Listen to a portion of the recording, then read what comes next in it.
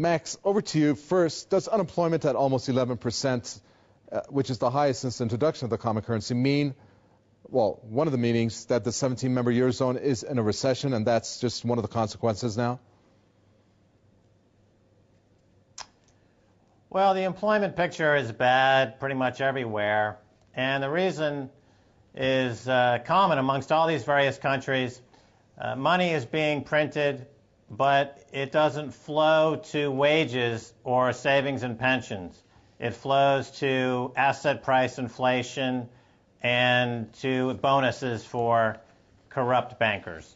And this has been going on for a number of years now, and there's nothing in the pipeline that's going to stop this trend.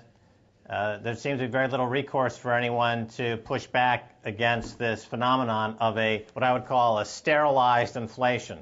That is to say that inflation only for assets that are owned by the bankers, but everyone else is suffering massive deflation, wages falling apart, and no return on savings or pensions. Talk about money being in circulation. Senior European Commission official has said that the EU loses some 600 million euros to suspected fraud every year. That's the European Commissioner, Director General for Justice, François Lebel.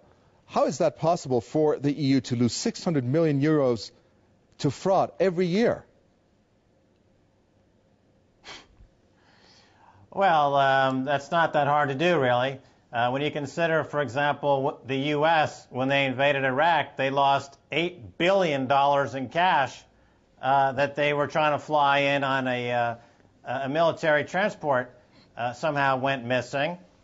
But the level of graft and larceny in the IMF, the World Bank, Deutsche Bank, Goldman Sachs, J.P. Morgan, to name a few, is enormous. When you pay out $140 billion in bonuses, as they do on Wall Street or at the various banks in Europe, that's just the tip of a multi-hundred billion, multi-trillion dollar money laundering scam that goes on. As your previous guest just mentioned, the central banks lend money out to these banks at 1%. They, in turn, reinvest it with the central bank at 3%. So they make 2% carry. It's a carry trade to do absolutely nothing. They're not incentivized to put that money to work in the economy. They're making free 2% on their cash or more. And when you have that kind of moral hazard, when you have that kind of sloppiness in the central banking system to the tune of many trillions of dollars, of course you're going to lose a few hundred million there and a few hundred million there. You know, it adds up after a time. But there's no accountability. There's no regulatory authority of any note, of any, there's no deterrent to committing financial fraud. Look at MF Global in the United States. Jamie Dimon and J.P. Morgan have been caught stealing $1 billion from customers. It's now not refuted, fully documented. There's no investigation. They simply say, well, you know, you win some, you lose some. Tough luck. And of course, J.P. Morgan has recently said that no account with less than $100,000, they have no interest in those accounts because they don't make any money on them. And they're introducing a new credit card for accounts with $25 million and above, where they get to trade on the Forex market without being raped every day by Jamie Dimon. That's the benefit. Who pays for that? Everybody else, through austerity measures.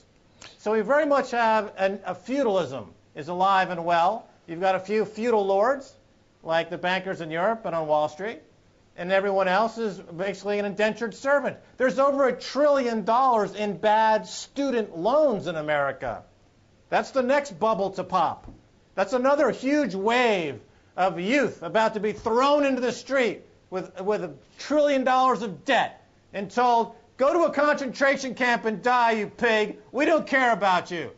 You know, that's the message from Jamie Dimon today and Chase Manhattan. Go die in a concentration camp. The biggest growth industry in America is the prison industry. Why is that?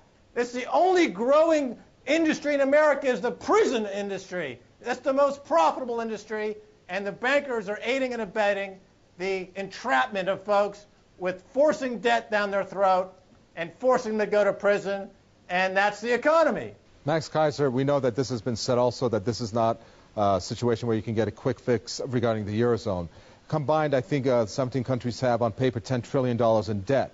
So if we can talk in terms of the general 17-nation bloc Eurozone, what is going to lead to a path that we can see some improvements in terms of the respective economies? Is what Angela Merkel suggested in terms of having an official at in every governmental financial institution in each country the solution to go on her way of tackling this?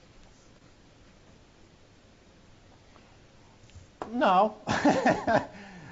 You know, I mean, the problem is that a country like Greece cannot defend itself against financial terrorists like Goldman Sachs.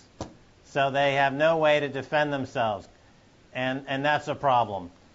You know, so much of the crime has been committed from the rating agencies, who have come in with ratings that were bought and paid for by the banks and the hedge funds that were selling short these countries like Greece as a way to facilitate the destruction of Greece. I would suggest that Greece open their own rating agency and they start putting a rating out on U.S. Treasury debt or British Treasury debt or Israeli Treasury debt and call it what it is, junk. American is CCC rated, and they should get the focus of the global attention on the junk status of a U.S. Treasury bond, because the Greek Treasury paper is backed up by real assets. They've got hundreds of billions of dollars worth of assets. Those assets are being stolen by foreign bankers for pennies. The Troika, of course, the three members of the ECB, IMF, EU, they just got Greece to sign off 111 tons of gold. Okay, that's one of their assets.